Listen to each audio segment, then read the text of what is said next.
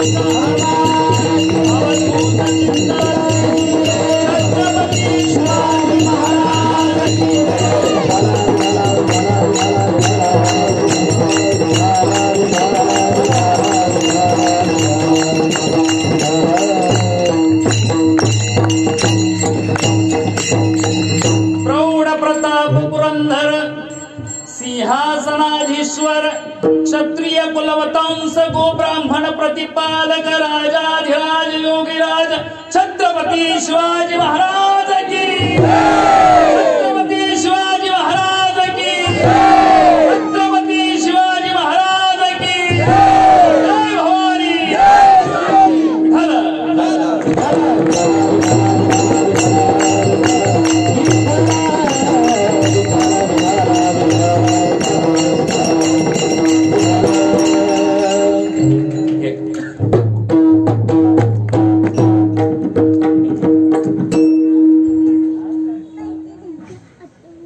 अमृताची फळे अमृताची वेली,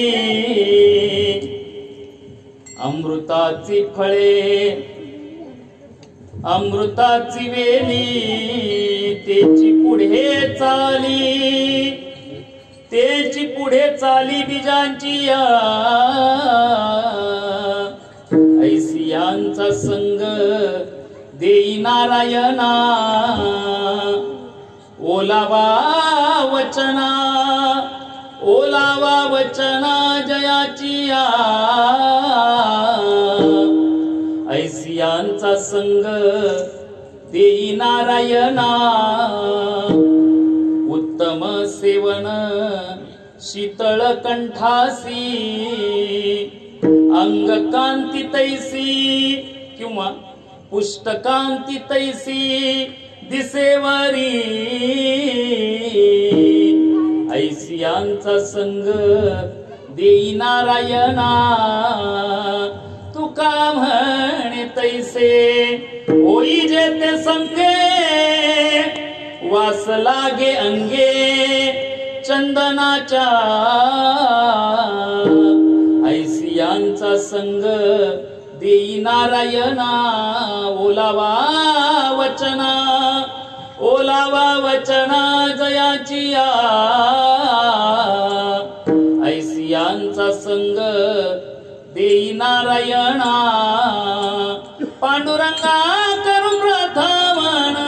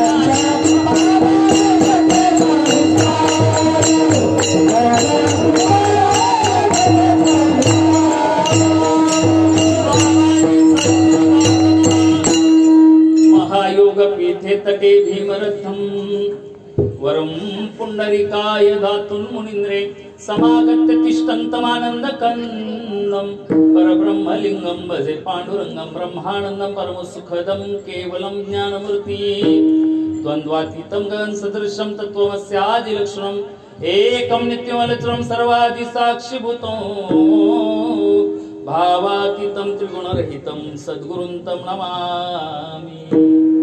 नमो सद्गुरु तुकया ज्ञानदीपा नमो सद्गुरु सच्चिदानंद रूपा नमो सद्गुरु भक्त कल्याण मूर्ती नमो सद्गुरु भास्करा पूर्ण कीर्ती जया पूजिले आदरे पांडुरंगे विमानस्थ केले प्रयाण प्रसंगे तनु मानवी दिव्य रूपीच केली न त्यागी तिये दिव्य लोकांसी नेली विठ्ठला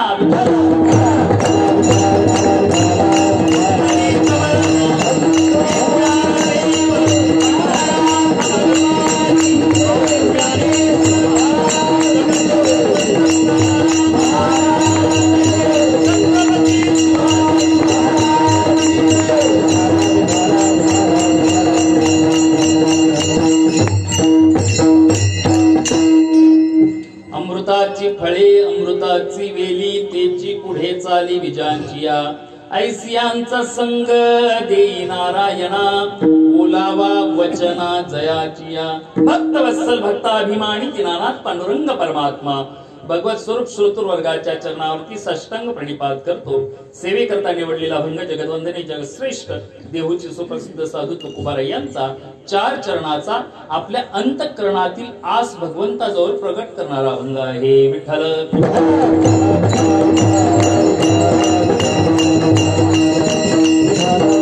अभंगांच्या शब्दांचा विचार करू जाता सर्वसामान्यांच्या गळी सहज रीतीने उतरेल असा आहे।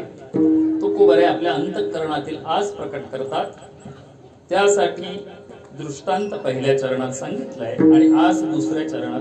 पहिल्या चरणामध्ये दृष्टांत दिलाय आम्हाला काय, अमृत आणि अमृत हा सुखाच्या संदर्भात शब्द वापरलेला आहे। विशेषण एक नवी नवी तर ज्ञानोबारायांच्या वाङ्मयामध्ये ज्ञानोबारायांचं ह्या अमृतावरती भार प्रेम, सुख याला विशेषण अमृत वापरलंय। विठ्ठल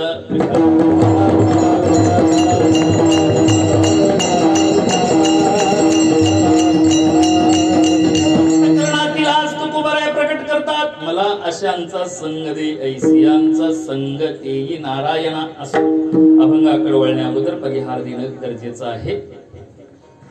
पवित्र श्री भिवंडी ह्या शहरामध्ये नागाव गायत्री नगर ग्रामस्थ व आदरणीय आम्हा सर्वांचं आदराचं स्थान श्री नामदेवजी धुळे साहेबांच्या अनमोल कृपाशीर्वादानं नव्हे तर त्यांच्याच मार्गदर्शनानं आदरणीय हरिभक्तीपरायण श्री पाटील महाराज, आदरणीय आमचे निर्गुण महाराज यांच्या मार्गदर्शनानं गेली 25 वर्षापासून हे वर्ष आहे रौप्य महोत्सव आणि आजची तृतीय दिवसीय सेवा। मी नेहमी सांगून जातो की कार्य प्रारंभ करणं फार सोपं आहे, पण ते कार्य पूर्णत्वाला नेणं फार अवघड आहे।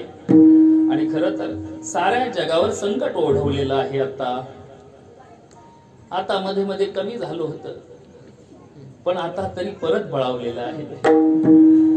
खरं तर पाटील महाराजांनी मला तारीख देताना सांगितलं होतं की कोरोना गेला पाहिजे असं कीर्तन करा, आणि ते आजच वाढायला लागलं।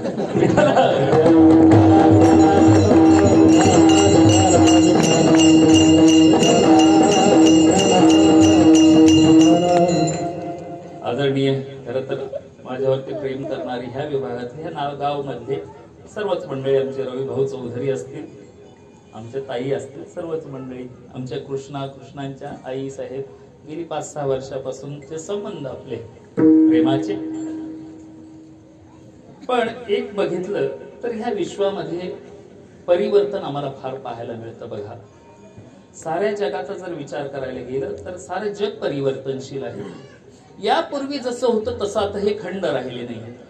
नवे नवे तर आपल्या आशिया खंडाचा जरी विचार केला, तुकोबारायांच्या वाङ्मयामध्ये संतांनी त्याचं वर्णन केलं आहे. याला जम्बूद्वीप म्हणतात. जम्बू या द्वीपा माझी, जम्बूद्वीप का म्हणतात आपल्या आशिया खंडाला? जांभळाच्या झाडासारखा त्याचा आकार आहे. धर्माचे नगर देखो, विठो पाटील त्याचे नाव, चला जाऊ तया ठाया, काय भोजन मागाया, विठोबाचा धर्म जागो, त्याच्या चरणी लक्ष लागो. खर तर भोजन मागायला जाणं, ते भोजन मुखानं खायचं आहे का? पांडुरंगाच्या दर्शनाला जाताना मग ते भोजन कोणतं? तर आपल्या पंच ज्ञान इंद्रियांनीही खाता येतं असं भोजन. विठ्ठल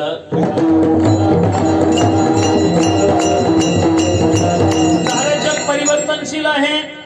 पूर्वी जसं आहे तसं आता राहीलच असं नाही. नवे नवे तर आपल्या भारतवर्षाचा विचार करा. आपलं भारतवर्ष हे पवित्र क्षेत्र आहे.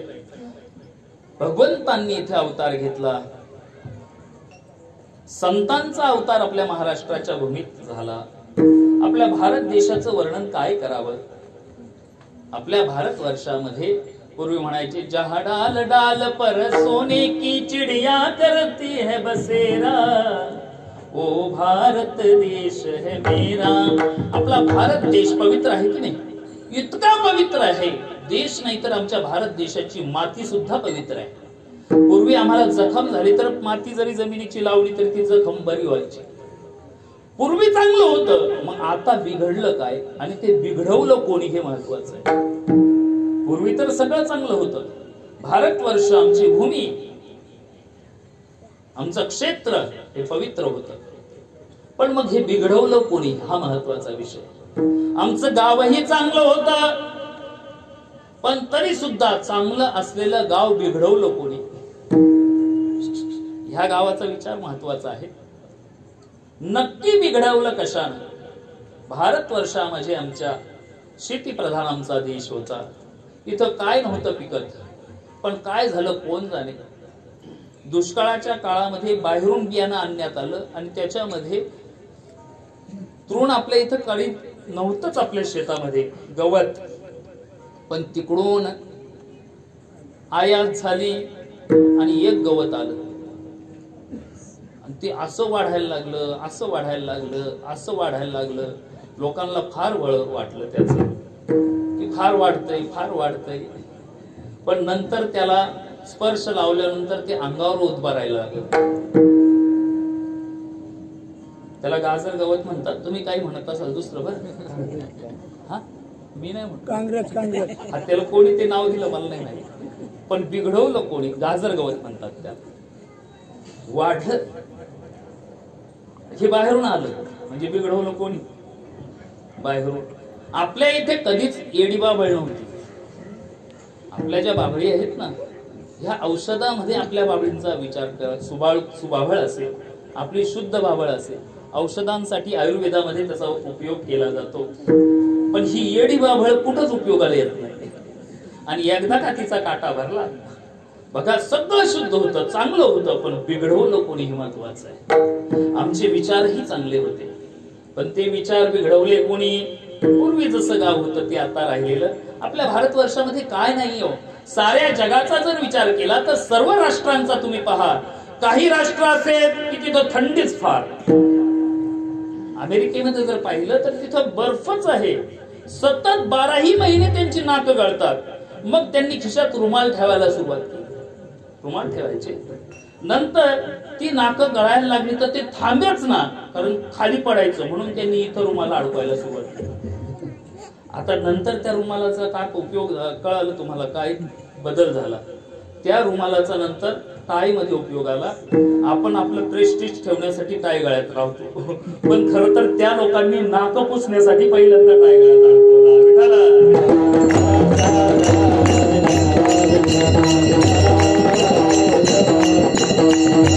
काही देश असेल 12ही महिने पाऊस पडतो, पण आपल्या देशामध्ये 4 ऋतू आहेत की नाही?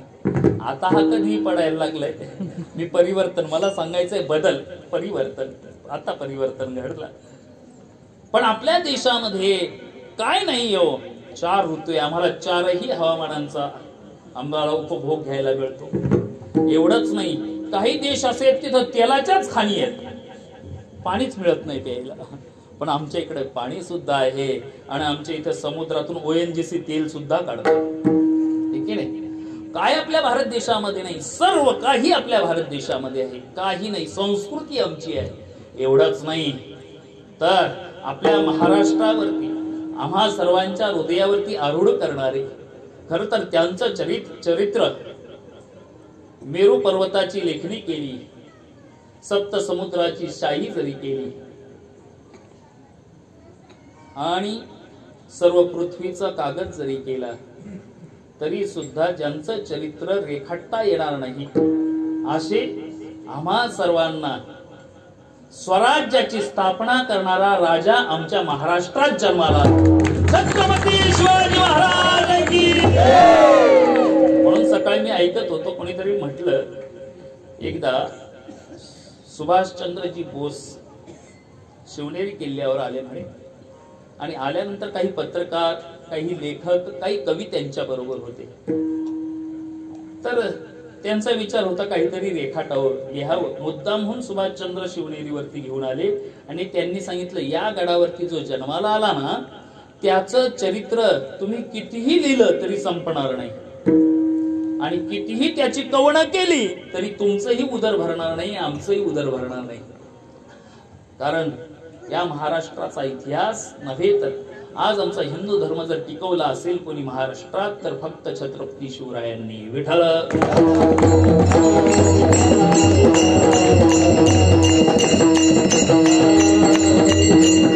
परिवर्तन, त्यावेळेला परिवर्तनाचा विचार केला छत्रपती शिवरायांनी, आणि ते अंतःकरणामध्ये बीज रोवलं गेलं. ते जिजाऊ मासाहेबांनी अंतःकरणामध्ये बीज पेरलं, आणि ते पेरलं पण कशामुळं, तर रामचरित्र, कृष्ण चरित्र गर्भामध्ये असताना बाळ रामचरित्र वाचणं, रामासारखं आचरण करणं, श्रीकृष्ण चरित्र वाचणं, आणि जन्माला आल्यानंतर त्या बाळाच्या अंतःकरणामध्ये ते बिंबवणं, त्या विचारांची संगत त्यांना घडल्यामुळे हा राजा घडला.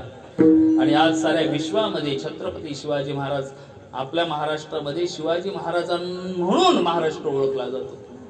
महाराष्ट्रामुळे शिवाजी महाराज नाही, तर शिवाजी महाराजांमुळे आपलं भारत वर्ष ओळखलं जातं. विठ्ठल. ही थोरांची भूमी आहे. आमच्या भारतवर्षामध्ये काय नाही, सर्व काही मुबलक आहे. ही शुरांची भूमी आहे. एवढंच नव्हे तर विचार केला इतिहासामध्ये, तर आमच्या भारतवर्षावरती आतापर्यंत जेवढी आक्रमण झाली, बाकी कोणत्याच देशावरती इतकी आक्रमण झाली नसती. सोरठी सोमनाथावरती गजनीनं आक्रमण केलं, अल्लाउद्दीन खिलजीनं. आक्रमणांची यादी वाचा. आता अजमल कसाब पर्यंत आक्रमण दरवर्षी होतच गेली, पण ती झालेली आक्रमण पण त्यांचा इतिहास गायला जातो, पण आपल्या शूरांचा नाही. त्यांना प्रतिबंध करणारे, औरंगजेबाला प्रतिबंध करणारे छत्रपती शिवराय, राणा प्रताप सिंग यांचे इतिहास पहा. आमच्या देशासारखी बलवान मंडळी आहेत, पहिलवान सुद्धा आमच्या देशासारखी बलवान नाही आहेत. तुम्ही ऐकलं असेल मागे, मला वाटतं 1-1.5 वर्षापूर्वीच कोणतरी पाकिस्तानचे पहिलवान तिने चॅलेंज केलं. आपल्या इकडली शरीराने सुद्धा आपली मंडळी कुणाला आवरत नाहीत. बरं, चायनाला कसं एका बुक्कीमध्ये बरेचसे ते उड्या मारतात, चपळ आहेत भरपूर, पण अशी ठोकली ना, तसंच आमचे बलवान आहेत. एक पहिलवान कोण पाकिस्तानचा होता, फार बलाढ्य होती स्त्री, तुम्ही पाहिलं असेल, मला वाटत नाही ती व्हायरल झाली होती क्लिप. तर आपल्या कोणीतरी भारतीय स्त्रीला तिने चॅलेंजच केलं. एका झटक्यात सामान्य मुलगी उठली, तिला उचलूनच आपटली. इतकी बलवान आहे की नाही? शक्तीच्या बाबतीमध्ये, विचारांच्या बाबतीमध्ये, संस्काराच्या बाबतीमध्ये सुद्धा आमचं देश, आमचं राष्ट्र, आमचं राज्य पवित्र आहे की नाही? मग बिघडलं कुठे? नक्की परिवर्तन, निसर्गाचे परिवर्तन झाले की नाही? बदल घडला, फार बदल घडला. खरं तर आम्ही निसर्गावरती आक्रमण केलं. निसर्गाचं काही चुकलं का?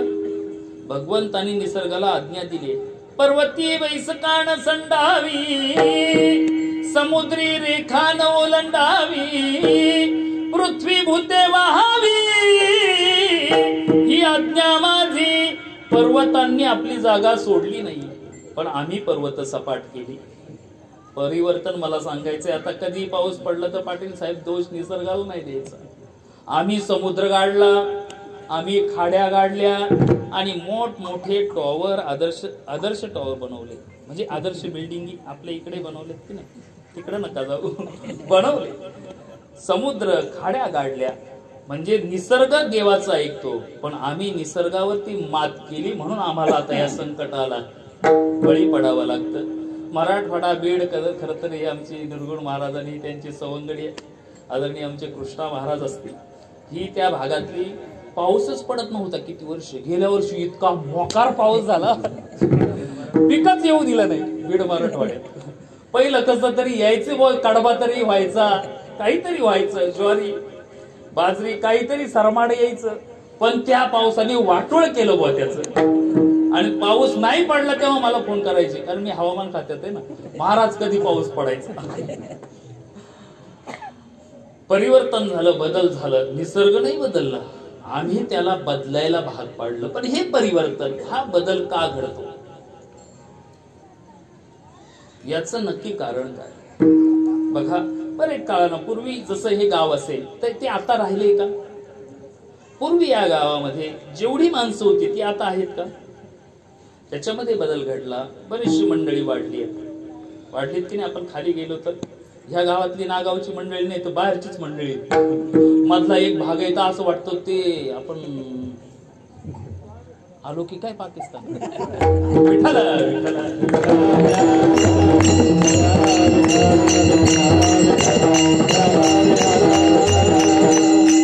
आपली अपेक्षा आहे बदलाची, परिवर्तनाची. बदल तर घडला पाहिजे, परिवर्तन तर झालं पाहिजे. नव्हे तर आमच्या जीवनामध्ये सुद्धा आम्हाला असं कधी कधी जाणवतं आणि आपण सहज बोलून जातो की पूर्वी हे गाव होतं तसं नाही, तर हे कुटुंब पूर्वी जसं होतं आता तसं राहिलं नाही. बदल आपल्याला कळतो की पूर्वी या कुटुंबामध्ये आल्यानंतर ह्या घरामध्ये आलं की आम्हाला फार बरं वाटायचं. पण काही काळानं बदल घडला तर असं वाटतं हे आता बदललंय. एवढंच नाही तर एखादा मनुष्य असेल, तो मनुष्य सुद्धा आपण म्हणतो पूर्वी जसा होता तो आता राहिला नाही, तो बदलला. बदलला म्हणजे नक्की काय? तर त्याच्या बाह्य स्वरूपाचं म्हणजे त्याच्या शरीरात बदल झाला का? कळतंय मला? इकडे लक्ष द्या. शरीरात बदल झाला म्हणून बदलला म्हणतो का आपण? शरीरात बदलामुळे आपण त्याला बदलला म्हणतो का? पूर्वी त्याला मिशी नव्हती, आता मिशी आहे. पूर्वी त्याची केस पांढरी नव्हती, आता पांढरी झाली. त्याने परत काळी केली पण परत खालून पांढरी होते. त्याचा जो बदलला तो नक्की कसा बदलला? हा बदल नक्की कसला आहे?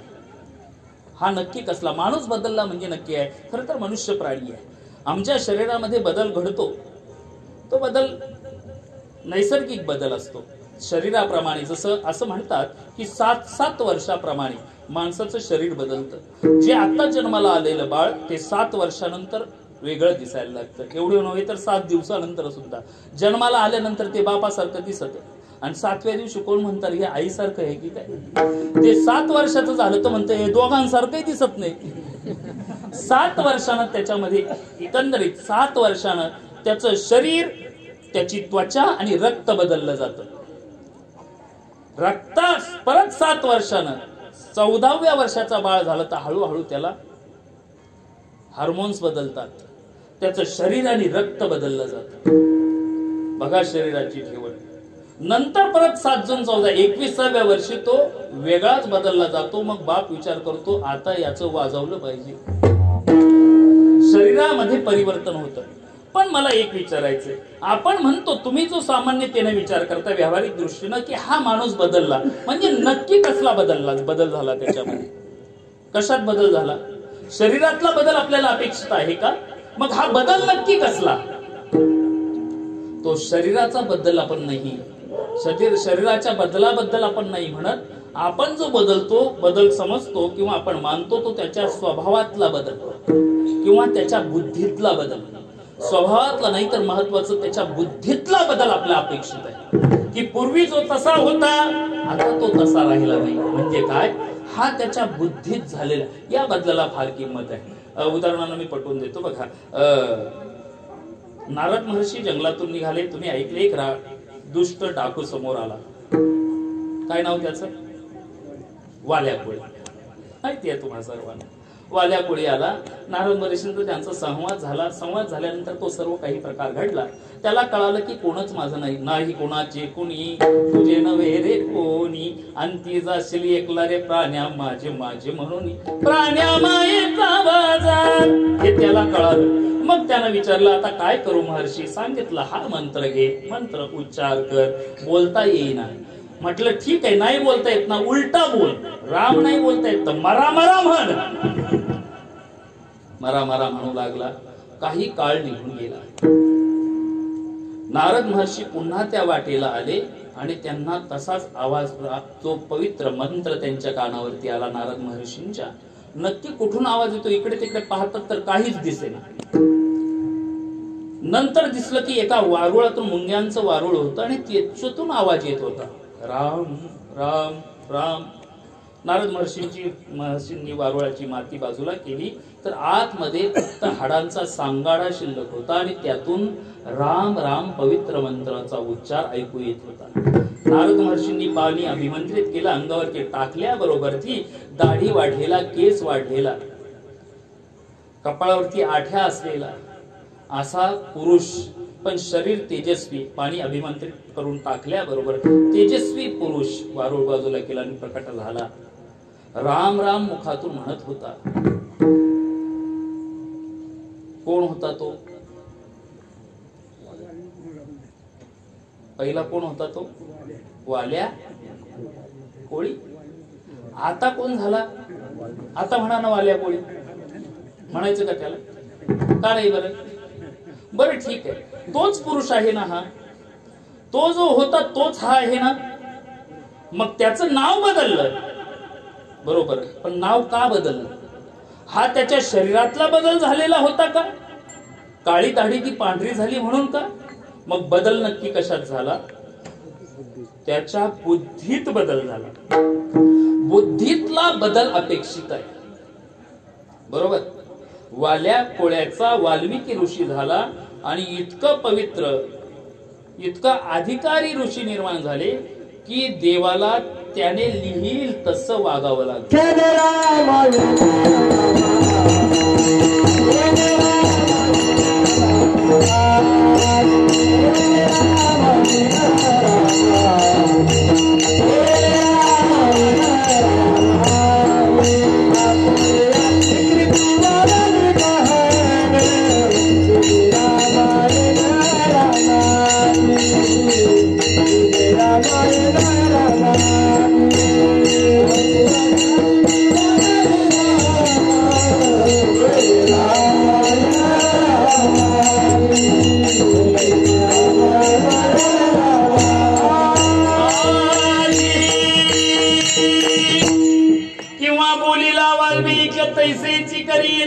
वर्तोनी दावीन नामा म्हणे, केले रामायण रामा आधी, रामाच्या आधी त्यानं लिहिलं इतका अधिकारी झाला आणि रामाला तसं वागावं लागलं. हा बदल घडला तो कशात घडला? कशात? बोला ना. त्याच्या बुद्धीत बदल घडला. हा बुद्धीतला बदल घडला कशानं? आम्हाला आमच्या बुद्धीत जर परिवर्तन करायचं असेल तर बुद्धीतला बदल घडतो कशानं? कशानं? तुकोबराय आम्हाला उदाहरणानं पटवून देतात की आम्हाला हा बदल जर अपेक्षित असला तर, बदल बुद्धीतला बदल जर अपेक्षित असला तर आम्हाला जर आमच्या बुद्धीत, कारण बुद्धीचं वैभव या जगतामध्ये दुसरं काही नाही. ज्ञानोबराय हरिपाठात सांगतात,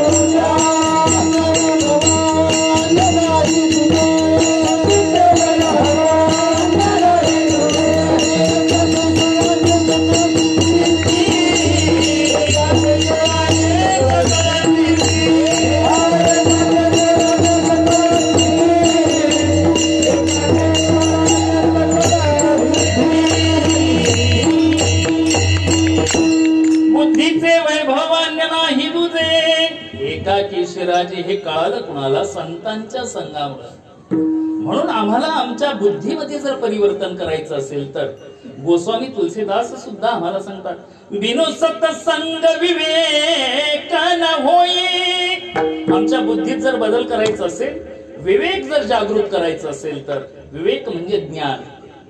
बिनु सत्संग विवेक न होई, राम कृपा बिनु सुलभ न सोई. सत्संगाशिवाय विवेक जागृत होत नाही.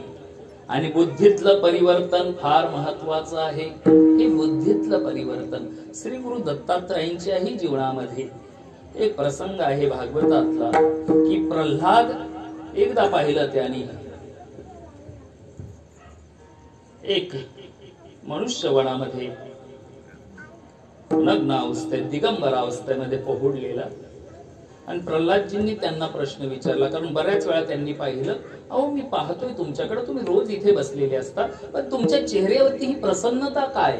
तुमच्याकडे तर काहीच नाही तरी सुद्धा प्रसन्न आहे. आमच्याकडे भरपूर आहे तरी आमच्या चेहऱ्यावरती आठे आहेत, पण तुमच्याकडे काहीच नाही तरी तुम्ही प्रसन्न का? त्यावेळेला खरं तर प्रल्हादाचं भाग्य, त्याच्यामध्ये बदल घडावा म्हणून साक्षात श्री गुरु दत्तात्रयांनी त्यांना दर्शन दिलं होतं. साऱ्या जगाला श्री गुरु म्हणजे काय त्यांनी समजावलं. साऱ्या जगाच्या बुद्धीत परिवर्तन व्हावं म्हणून 24 गुरु गेले. पृथ्वी वायू आकाशा पाग्नी चंद्रमा रवी कपोत अजगर सिंधू पतंगो मधुकृतः गजः मधुहा हरणो मीना पिंगला पूर अर्भका कुमारी शरक्रता सर्प पूर्णनाभी सुपेशकृतः. मला बोलताना दम लागा. 24 गुरु केले, पण गुरु केले कशासाठी? साऱ्या जगाला का सांगितलं? बुद्धीतलं परिवर्तन. सगळा प्रसंग मी सांगत नाही. बुद्धीतलं परिवर्तन घडणं फार महत्वाचं आहे. हा बुद्धीतला बदल तो जर घडायचा असेल तर सत्संगाशिवाय बुद्धीतला बदल घडत नाही. सत्संगाशिवाय बुद्धीतला बदल घडत नाही. म्हणून तुकोबरायांचं एक प्रमाण आहे. तुकोबराय म्हणतात, आमच्या जीवनात जर बदल घडायचा असेल ना तर आमचा नाश सुद्धा त्याने होतो आणि आमचा उद्धार सुद्धा त्याने होतो. पतन उद्धार संगाचा महिमा, पतन उद्धार संगाचा महिमा,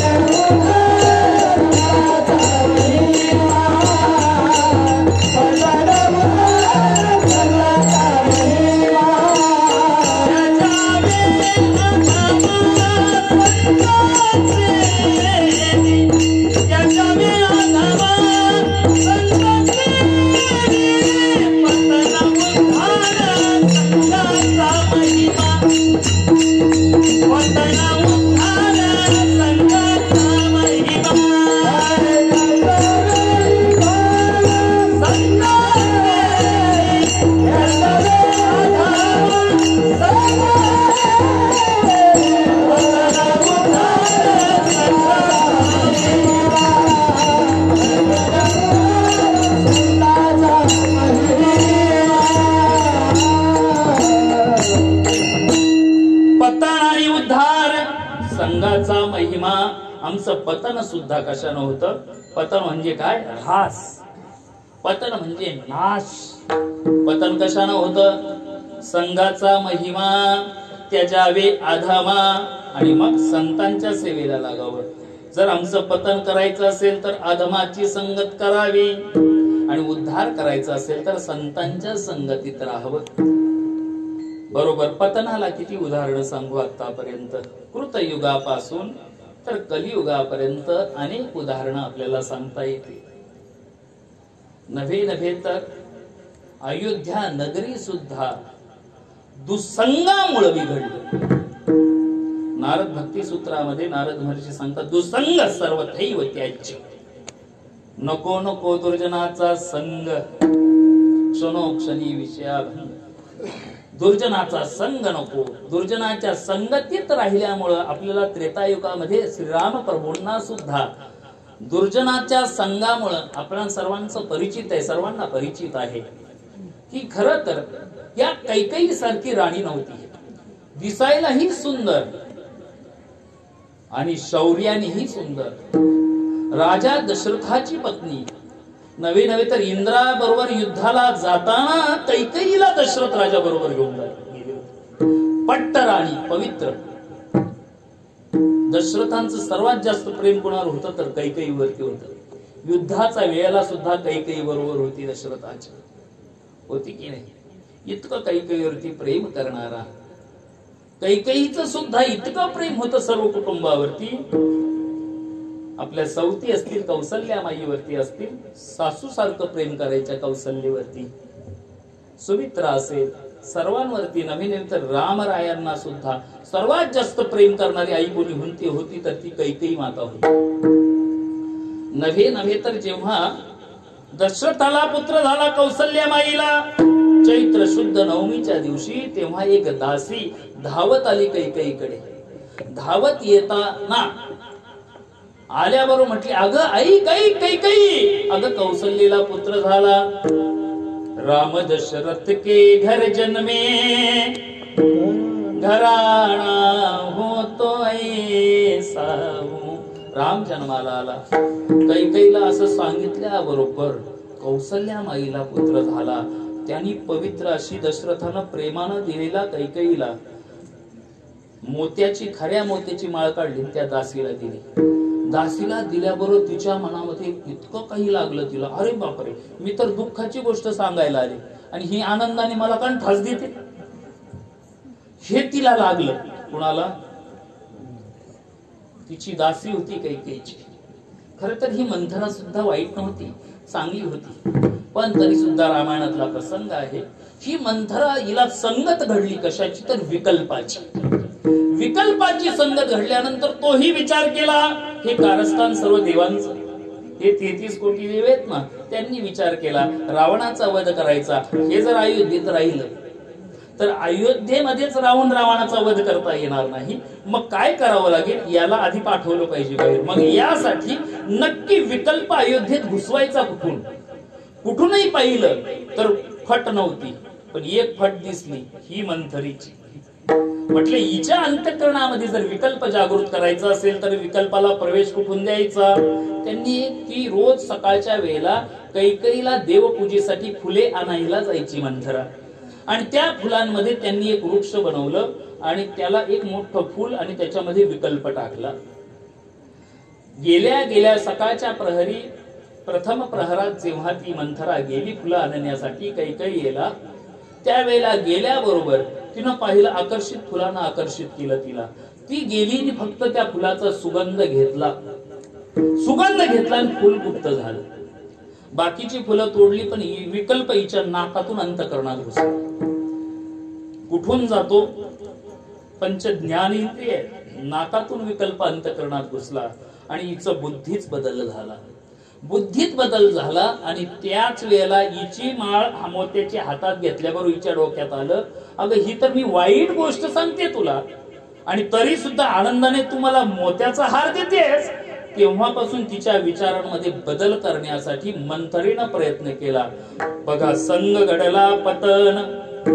आज सुद्धा तुमच्या इथं गायत्री नगर मध्ये कैकेयी नावाची बाई आहे का? आहे का नाही? बरं, तुम्ही तुमच्या पोरीचं ठेवाल, मग नातीचं ठेवा, मग पंथीचं ठेवा ना. ठेवते का कोण? बघा, पतन झालं. कशामुळं? तिचंच नाही तर अयोध्येचं सुद्धा पतन झालं दुसंगामुळे. दुष्टाचा संग घडला. अयोध्या नगरी पवित्र दशरथ राजा, ज्यांना देवांना सहकार्य करावं, तो दशरथ राजाला सुद्धा दुःख झालं. पतन. एक संघ घडला एकाला. मी तेच सांगतोय, गाव चांगलंय, बिघडवलं कोणी? फळांची टोकरी असली, पोतं असतं कांद्याचं. आता कांदाही महाग झाला परत, पण त्याच्यामध्ये एक कांदा सडका असला निर्गुण महाराज, होय की नाही? तसं एकच ती मंथरा, पण सगळी अयोध्या नगरी दुःखी झाली. याचं कारण काय? दुष्टाचा संग, संघाचा महिमा ते आहे की नाही. एवढंच नाही, अहो नंतर रावणाच्या बरोबरची लोक पहा, जी रावणाच्या संगतीत गेली, रावणाच्या आधी मेली ना. पाहता काय, रावणाच्या अगोदर ज्यांनी त्याला सहकार्य केलं ती मेली. दुष्टाच्या संगतीत गेल्यानंतर हा दुष्ट काय करतो, तो माग उभा राहतो आणि पहिलं ह्याच पोरांना वाऱ्या कराव्या लागतात. कळालं तुम्हाला, तो मागे उभा. रावण सर्वांच्या शेवटी मेला, पण अगोदर ज्यांनी त्याला सहकार्य केलं त्या सगळ्यांना मारून हा मेला. बरोबर, तेवढाच आता तुम्हाला कळालं. दुष्टाचा संग, दुष्टाचा संग असा आहे. अहो एवढंच नाही, इंद्रियाने जुरा. जरी आम्हाला दुष्टांचा संग नाही, इंद्रियांद्वारे जरा त्याची अनुभूती आली तरी आपल्या बुद्धीमध्ये परिवर्तन घडतं. कारण हा दुष्टांना दृष्टीने जरी पाहिलं तरी त्याच्यात बदल घडतो. एक पापी पातकी, खर तर दशग्रंथी ब्राह्मण असलेला, वडिलांच्या आज्ञेचं पालन करणारा, वडिलांसाठी समिधा आणण्यासाठी गेला आणि येताना त्यानं शॉर्टकट निवडला. ही मधली वाट फार अवघड असते. मधली वाट, मधल्या वाटेनं येताना त्यानं दृष्टीनं फक्त बघितलं. संग फक्त दृष्टीनं घडला, त्यानं दृष्टीनं पाहिलं आणि दृष्टीनं पाहिला तरी बुद्धीत परिवर्तन झालं. महापातकी चांडाळ अजामेळ, अजामेळ नावाचा दशग्रंथी ब्राह्मण होता, पण दुष्टांची संगत नाही तर दुष्टाला बघितलं तरी त्याच्यात बदल घडला. विठ्ठल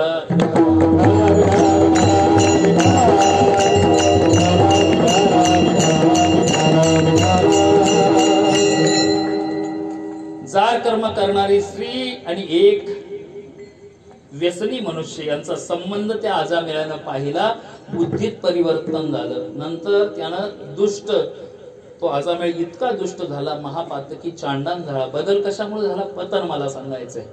पतन सुद्धा त्यानं होतं की नाही. पण एक याच्यामध्ये एक शंका येते, बरं मी मांडतो तुमच्या समोर, तुम्हाला कळेल की न कळेल मला माहित नाही. पतन होतं हे ठीक आहे, मान्य आहे मला. दुष्टांचा संग घडणं, एखादा चांगला सुद्धा मनुष्य असला तरी त्यामध्ये बदल घडतो की नाही.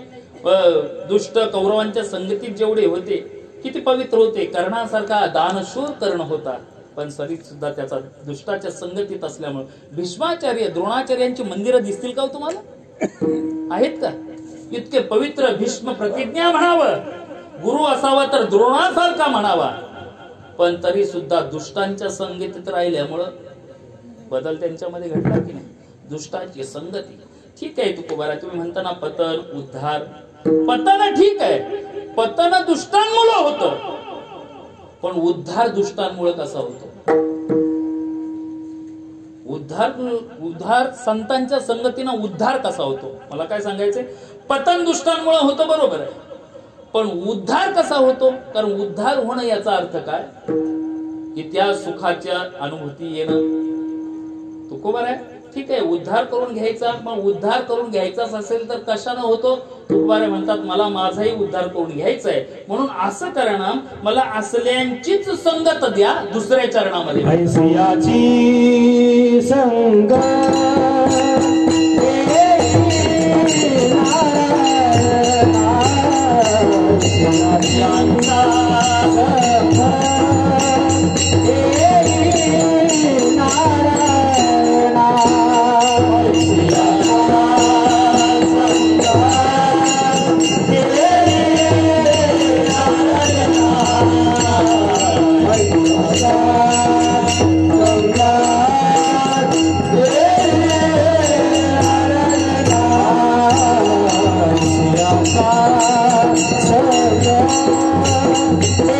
Hey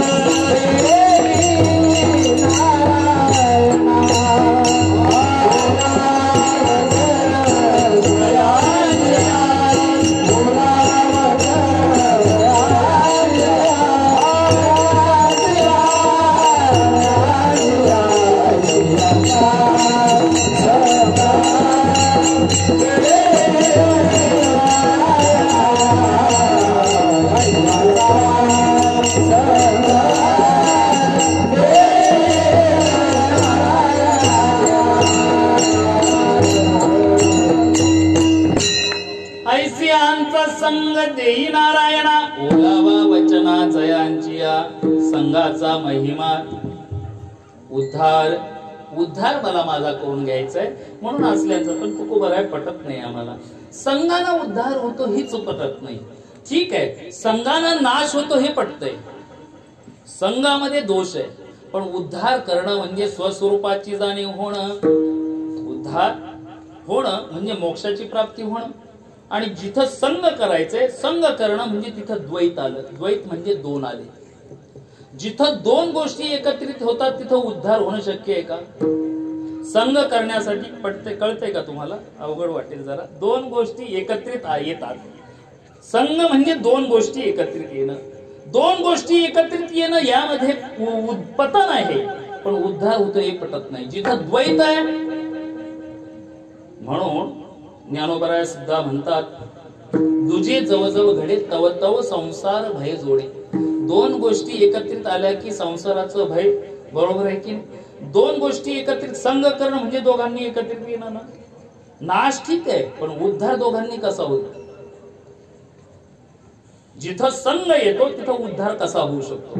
नवे नवे तर भगवान गीतेमध्ये सांगतात ध्येयतो विषयान पुंसा संघास्ते शोक जायते संघस्ते जायते काम हा कामात क्रोधो विजायते क्रोधात भवति सम्मोहा सम्मोहात स्मृती विभ्रमा स्मृतिर्वंशात बुद्धिनाशो बुद्धिनाशात प्रणश्यति. कळालं की नाही? दुसऱ्या अध्यायामध्ये भगवंत स्वतः सांगतात ध्येयतो विषयान पुंसा संघस्ते शोक जायते संघस्ते जायते कामहा कामात क्रोधो विजायते क्रोधात भवति सम्मोहा सम्मोहात स्मृती विभ्रमः स्मृतिर्वंशात बुद्धिनाशो. संघामुळे जर संघानं बुद्धिनाश होतो संघस्तेषोपजायते, मग संघानं उद्धार कसा होऊ शकतो? पटत नाही. पण तरी सुद्धा पटत नाही. पण तुकोबाराय इथं संघाचीच मागणी करतात की नाही? एवढंच नव्हे तर तुकोबाराय एका ठिकाणी म्हणतात तुझी संगती झाली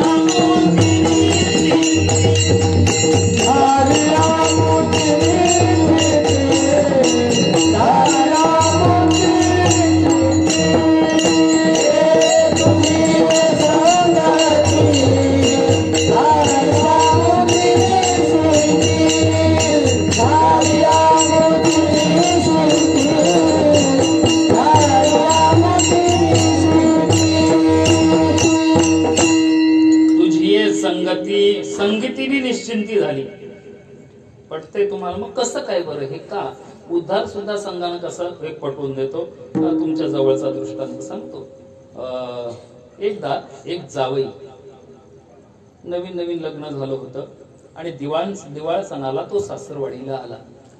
आल्याबरोबर अगोदरच सासूबाईला चाहूल लागली आणि तिने बोलावलंच होतं की जावईला दिवाळ सणाला बोलवायचंय, अमुक अमुक तारखेला ते येणार आहेत. आणि सासूबाईंचं सगळ्यात जास्त प्रेम कुणावर असतं? नाकीचा मोती ठेवी गहाण आणि राखीन डुंबरे महाराजाचा मान. कोण डुंबरे? कुणाचा मान?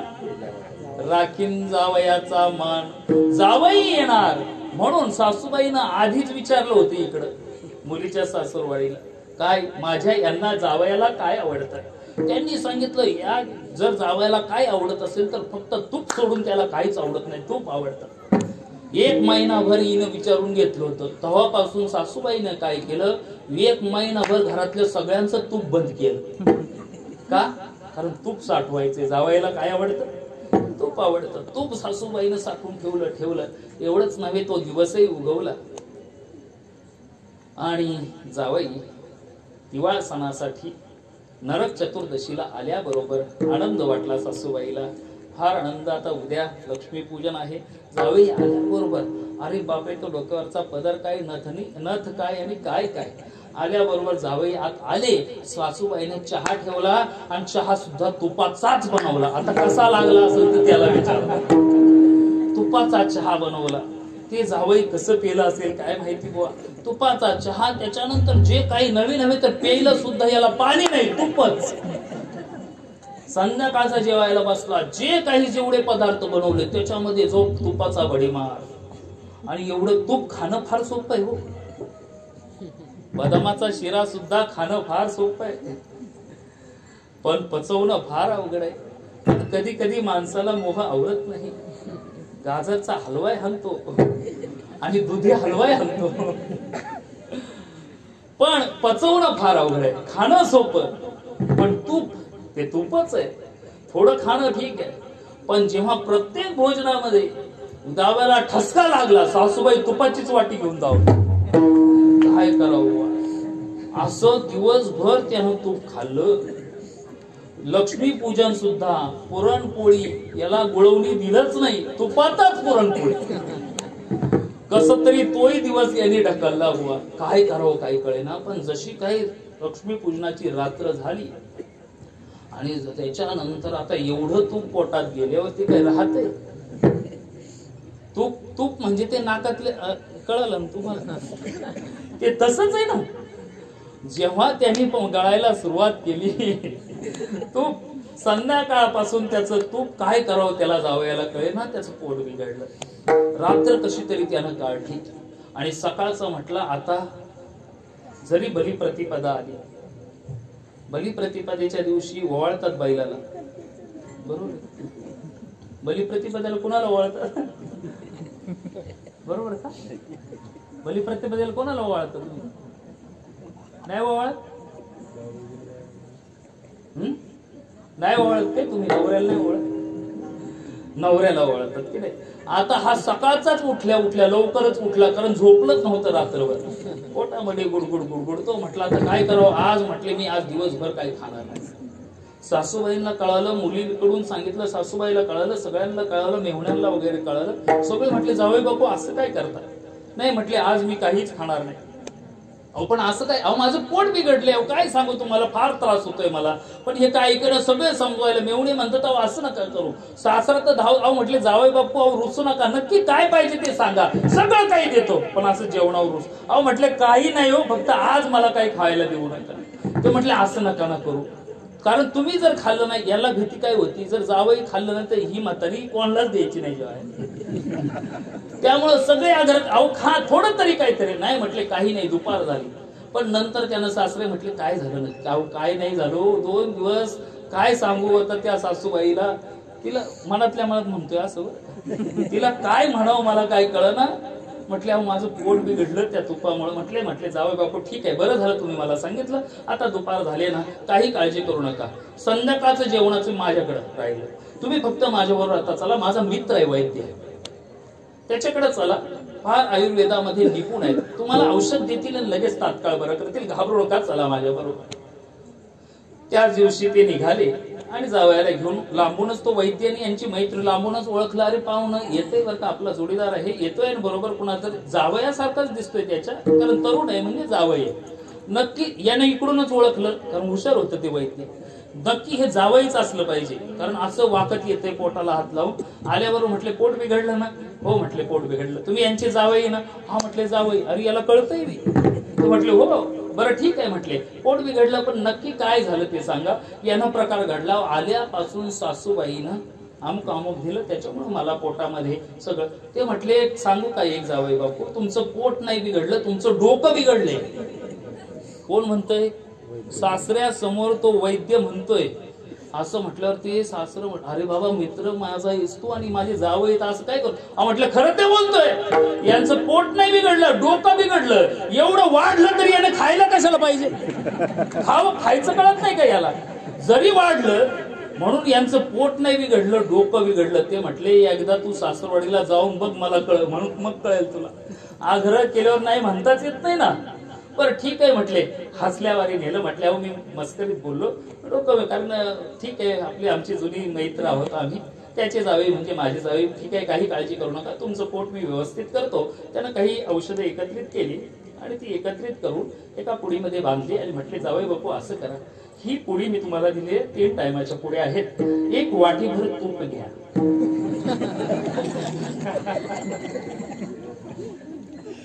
आणि त्याच्यामध्ये 1 पुडी टाका, अशी हलवा. आता जावई उठून उभाच राहिला, डोळे लाल झाले. अहो म्हटले डोकं माझं नाही, तुमचं बिघडलंय. माझं पोट बिघडलं कशाने आणि तुम्ही औषध कशात देता. ते म्हटले आयुर्वेदाचा असा नियम, निशांतीच पिबेत पयाः दिनांतेच पिबेत दुग्धः भोजनांतेच पिबेत तक्रः वैद्यस्य किं प्रयोजनम्। दिवस उगल्याबरोबर पाणी प्यावं, दिवस मावळल्यानंतर दिवस संपल्यानंतर दूध प्यावं आणि जेवणानंतर रोज ताक जर पिलं तर डॉक्टरचा संबंधच येत नाही, कळालं।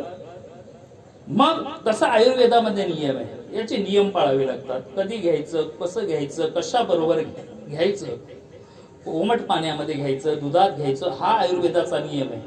पण जरी तुम्हाला तुपानं जरी त्रास होत असला तरी हे औषध असं आहे की ते तुपातूनच उपचार करतो। तसं उद्धार करायचा असेल, नाश करायचा असेल, पतना ठीक आहे, पतन संगानं, पण उद्धारही करायचा असेल, कळालं तुम्हाला, उद्धारही करायचा असेल तर तो संगानच, फक्त औषधाची पुडी वेगळी आहे। मग जर आपला उद्धार करून द्यायचा असेल तर तुकोबराया भगवंताकडे जवळ विनंती करतात, ऐसियांचा संग दी नारायणा ओलावा वचना जयांची, किंवा अनेक उदाहरण आहे बघा। किती सज्जन जरी असला, आता तुम्ही म्हणाल उद्धाराची किती उदाहरणं सांगू तुम्हाला, रामायणातलंच घ्या ना। एका रामायणामध्ये सुद्धा एका वानराच्या संगतीमध्ये जे जे आले त्यांचा उद्धार झाला की नाही। वानराच्या हनुमंतरायांच्या जे बरोबर आले, संगात आले, तुम उपकार सुग्रीवही कीन्हा, हनुमान चालीसामध्ये तुलसीदासजी सांगतात, तुम उपकार सुग्रीवही कीन्हा, राम मिलाये राजपद दीना, तुमरो मंत्र विभीषण माना, लंकेश्वर भय सब जग जाना। हनुमंतरायांच्या संघात आले, रामपदावर, विभीषणाला लंकेचं राज्य मिळालं आणि रावणाच्या संगतीत गेले का नाही। तसं संतांचा संघ, हनुमंतराय म्हणजे संघ, आपल्याही जीवनामध्ये हनुमंतरायांचा म्हणजे संतांचा संघ घडावा म्हणून क्षत्रिय कुलवतंस गो ब्राह्मण प्रतिपादक राजाधिराज छत्रपती शिवाजी महाराज की यांनी प्रयत्न केले। तेव्हापासून आपल्या प्रत्येक गावाच्या वेशीच्या समोर हनुमंतराय बसवला का, कारण ह्या तरुणांना त्याच्या विचाराची संगत घडावी म्हणून तुकोबारायांची अपेक्षा, ऐसियांचा संग देई नारायणा ओलावा वचन, त्यांच्या बोलण्यामध्ये काय असावं तर ओलावा। माणूस ओळखला जातो त्याच्या बोलण्यानं।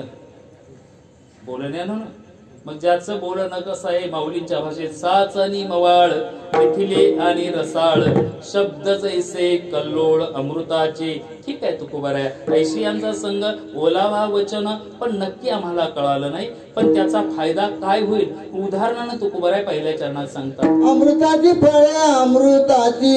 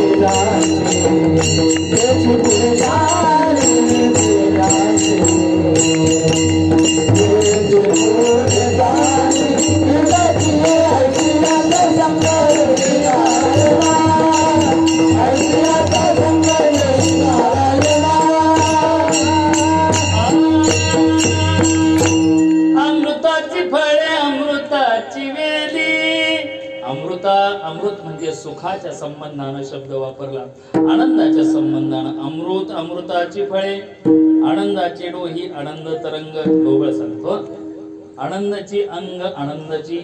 अमृत हा शब्द सुखवाचक आहे, आनंदवाचक आहे।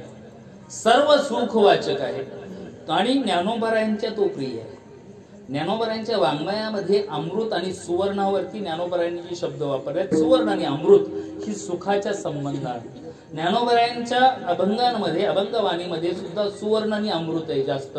बघा तुम्ही, आजी सोनियाचा दिनू वर्ष अमृताचा घणू, आजी सोनियाचा दिनू हरी पाहिला रे, हरी पाहिला रे, सभायाभ्यंतरी अवघा व्यापक मुरारी, आजी सोनियाचा दिनू वर्ष अमृत, अमृत आणि सुवर्ण किंवा सोनियाचा दिवस आजी अमृते पाहाला, नाम आठविता रूपी प्रगट पै झाला.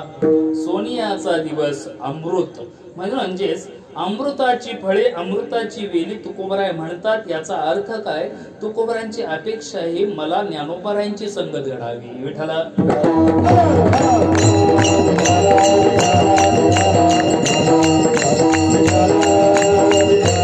कारण जो त्यांनी आनंद उपभोगला, अमृताची फळे, अमृताची वेली, तेची पुढे चाली बीजांची. वेल कोणी लावली? वेल कोणी लावली? रोप लावलं. कोणी लावलं? नाही कळालं. ह्या अमृताचं रोप लावलं आणि त्या रोपाला फुले आली, ती मोगऱ्याची आली. इवलेचे रोप लाविले द्वारी, त्याचा वेरू गेला गगनावरी. मोगरा हाही आनंदवाचक शब्द आहे. मोगरा फुलला, मोगरा फुलला म्हणजे सगळीकडे सुगंध दरवळाला. तो आनंद आपल्या अंतःकरणामध्ये, तीच अपेक्षा आहे. म्हणून ऐसियांचा संग देई नारायणा, कारण संघानं उद्धार होतो. अनेक उदाहरणं आहेत.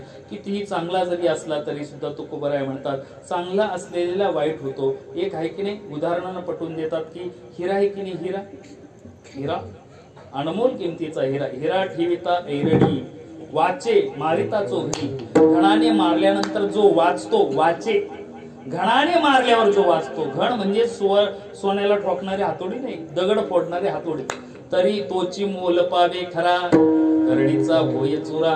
पण असा अनमोल किमतीचा हिरा एका प्राण्याच्या संगतीत आला ना,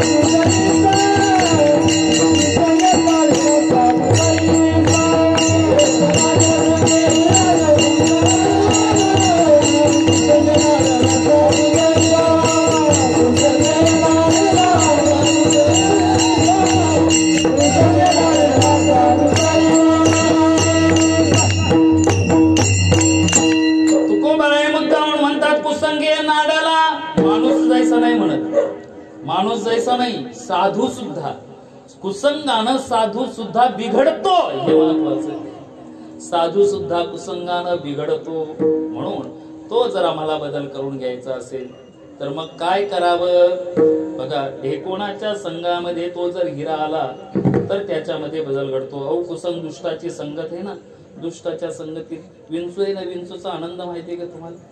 कधीतरी विंचू दिसलं तर त्याला जरा जवळ घेऊन बघा, फार आनंद वाटतो आहे की नाही? तुकोबारांचं एक प्रमाण आहे. तो विंचू जर आपण त्याच्या संघात आलो की नाही, आम्हाला त्रास होतो, होय की नाही? ज्याला चावला त्याला कळेल किती वेदना होतात. पण तुकोबारा म्हणतात तो विंचू तरी बरा, आणि त्याची फक्त नांगीतच विष आहे. विंचाच्या फक्त नांगीत विष आहे, बाकी कुठेच नाही. त्याची नांगी जर खुडली तर त्याच्यात विष नाही.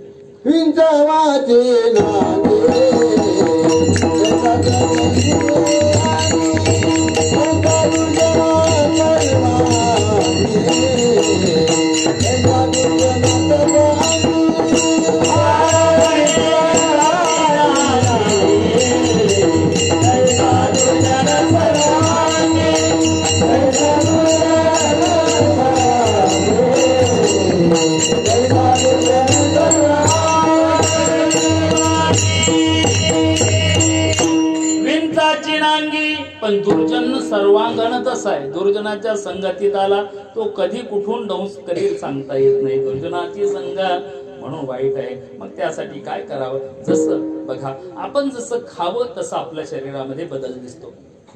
जर आपल्याला आपलं शरीर तेजस्वी दिसावं वाटत असेल आयुर्वेदामध्ये, मग औषध काय खावं, कसं खावं, कोणत्या वेळेला खावं, बरोबर की नाही? तसंच आम्हाला आमचा कंठ जर चांगला करायचा असेल तर मग त्या पद्धतीचं, जर आम्हाला आमचा घसा परिपक्व करायचा असेल तर घशातून आम्हाला रागधारी सुंदर असं गायक वृंदांना माहितीये, मग आईस्क्रीम टाळावं लागतं, काही गोड पदार्थ टाळावे लागतात, तेलकट पदार्थ टाळावे लागतात. पण चांगलं लागलं तर ते सुद्धा माणूस हाणत.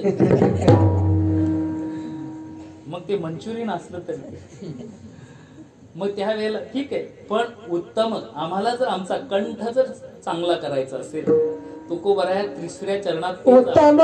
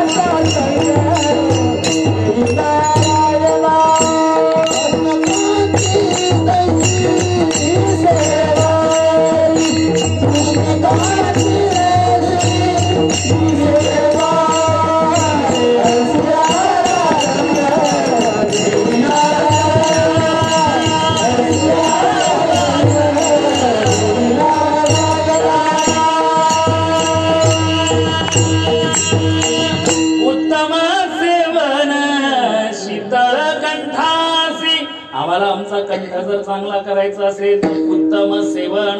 आणि मी मगाशी सांगितलं, आम्ही सेवन करतो फक्त मुखाने नाही तर पंच ज्ञान इंद्रियांनी सेवन करतो आम्ही. याने सुद्धा पंच ज्ञान इंद्रिय कोणते कोणते येईल मुलांना सांगता?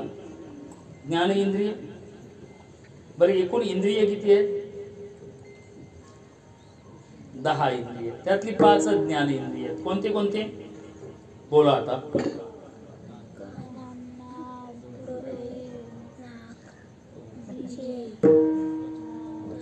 हे पंच ज्ञानेंद्रिय.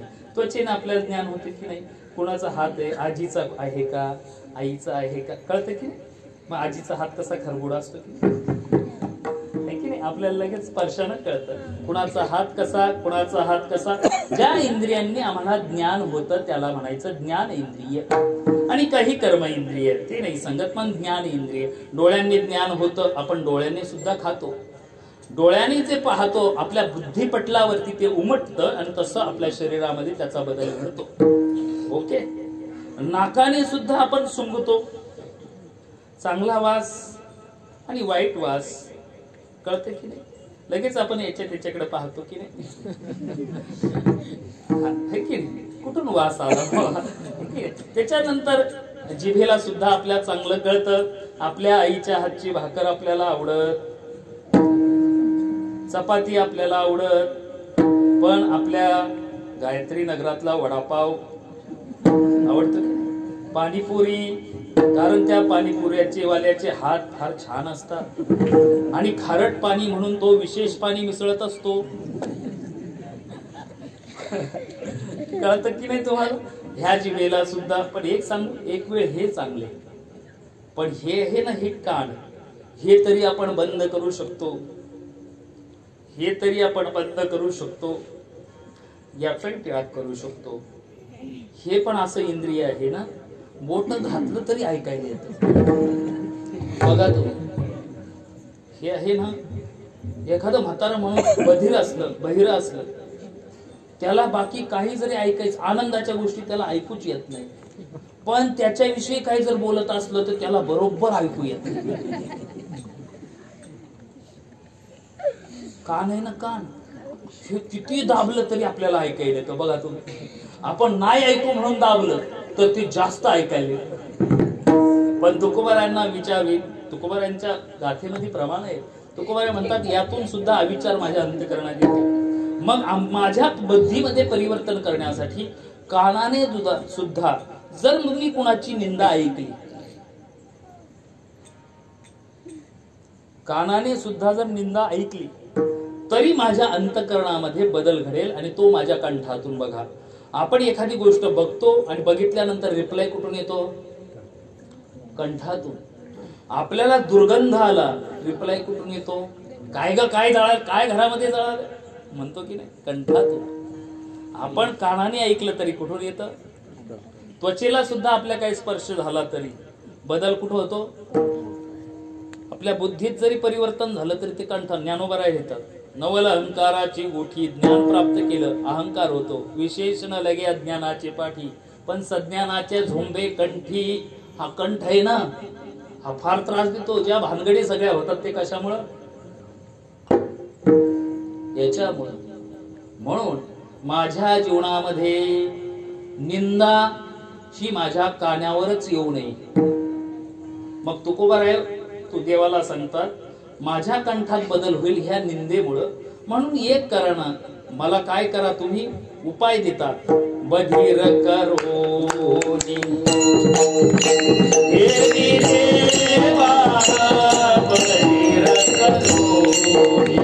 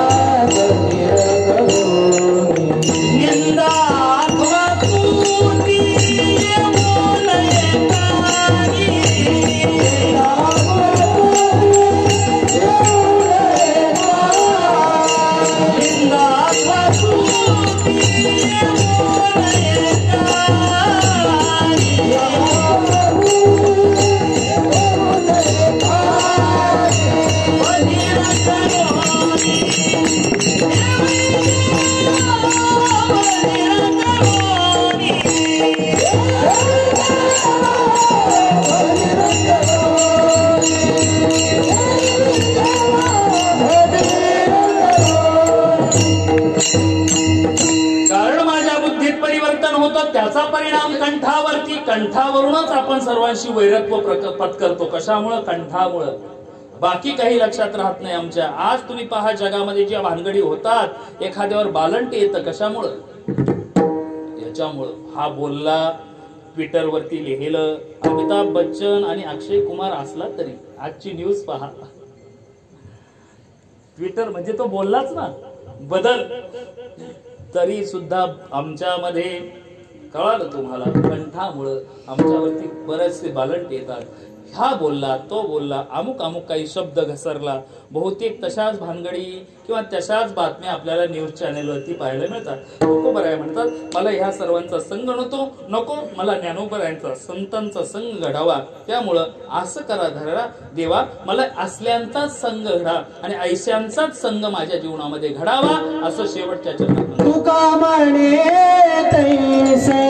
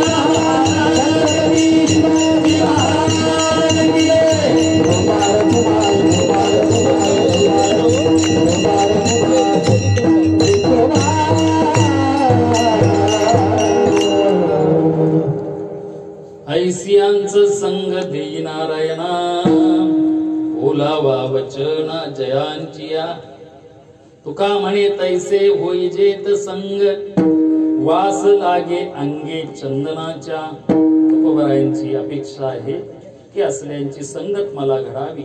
कारण का बोरीचं झाड आहे ना, बोरीचं झाड हे चंदनाचे. आता बोरीचं झाड बघितलं तुम्ही, अनुभव घेतला कधी? इतकं प्रेम करतं ते माणसावर, कधी जवळ जाऊन पाहतो, धरूनच ठेवतं ते, हे की नाही? तुझ्यावर केलंय प्रेम कधी? बोराच्या झाडाने फार जवळ घेतात ते, अंजारत गोंजारत असं ते बोरीचं झाड. पण असं जरी असलं तरी त्याच्या सर्वांगाला काठी आहे. पण तेच जर चंदनाच्या झाडाच्या बाजूला असलेलं बोरीचं झाड असेल तर त्या चंदनाच्या मोला इतकंच त्याला मोल प्राप्त होतं. काही लबाड माणसं त्या बोरीला चंदन म्हणून विक्री करतात, पण तरी कुणाला कळत नाही हे चंदन नाही. कारण तुकोबारायांचा अभंग आहे, संतानी सरता केलो तैशा परी चंदन ते बोरी व्यापियेल्या. चंदन ते बोरी व्यापियेल्या, चंदन ते बोरी व्यापियेल्या. गुण दोष याती न विचारी काही. मग त्याचे गुण आणि दोष लपले जातात का? चांगल्यांच्या संगतीत असला, दुष्ट जरी असला तरी लोक त्याच्या पाया पडतात. एक गुंड प्रवृत्तीचा मुलगा एक दिवस असंच कुठं जाताना, आता कशी तरी आमची ओळख झाली, आमच्या इथे राहणारा, आणि तो म्हटला एक दिवस महाराज नक्की तुमचं कीर्तन काय असते, चला मी येतो बघायला. गुंड प्रवृत्तीचा मुलगा. पण जेव्हा माझ्या बरोबर आलं ना, माझ्या नंतर त्याच्याही पाया पडायचे. ते लाजायचं, जीन्स घातलेला जरी असला पण महाराजाच्या बरोबर आला म्हणून लोक पाया पडतात की नाही. चंदन ते बोरी व्यापियेल्या, माग माग जरी चालला तरी सुद्धा लोक त्याला मान देतात. म्हणून पहा तुम्ही टीव्ही वरती जर एखादा मंत्री दाखवलं तर बरीचशी मुटकी बाहेरून आलेली असतात, अशी वर टाचा करून दिसतात की नाही. कशासाठी? मी त्यांच्या बरोबर आहे म्हणून. गुण दोष याती न विचारी काही, ठाव दिला पायी आपुलिया. म्हणून तुका म्हणे तैसे होई जे ते संगे, वास लागे अंगे चंदनाच्या.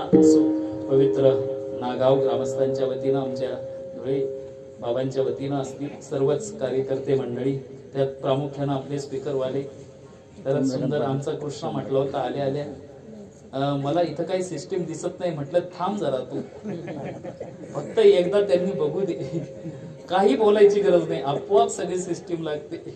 आणि आमच्या पाटील महाराजांना सुद्धा इतकं नॉलेज भारी आहे याचं या बाबतीत. असो, श्री गुरु दत्तात्रयांच्या कृपाआशीर्वादानं तुम्ही श्री गुरु दत्तात्रयांचं चरित्र सुद्धा पवित्र मुखातून ऐकत आहात.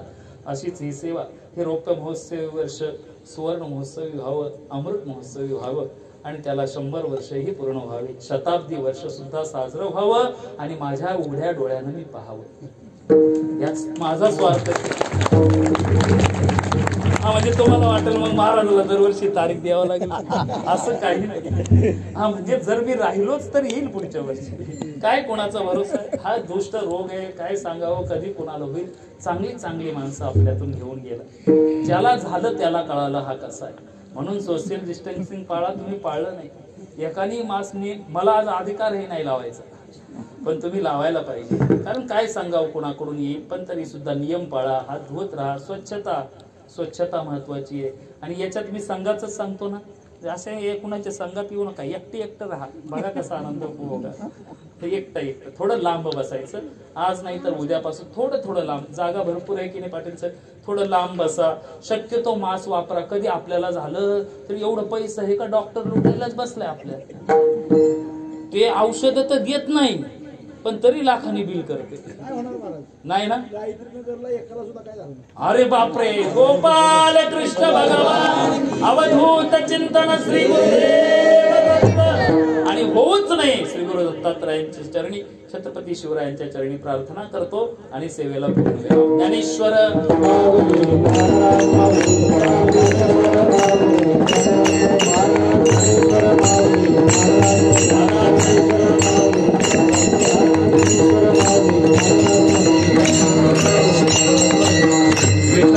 जय जय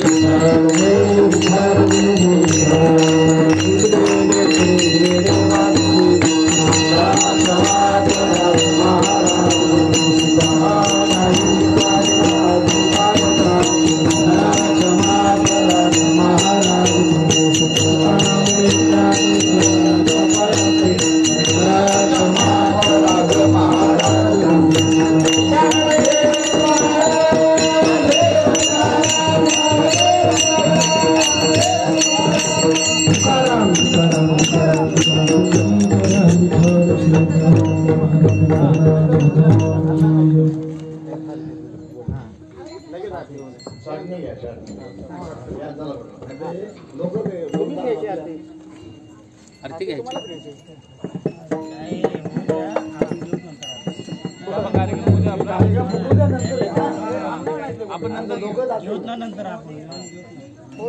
सर्वांना जय हरी. आताच आपण वारकरी भूषण हरिभक्त परायण संदीप महाराज डोंगरे जुंदर यांचं मार्गदर्शक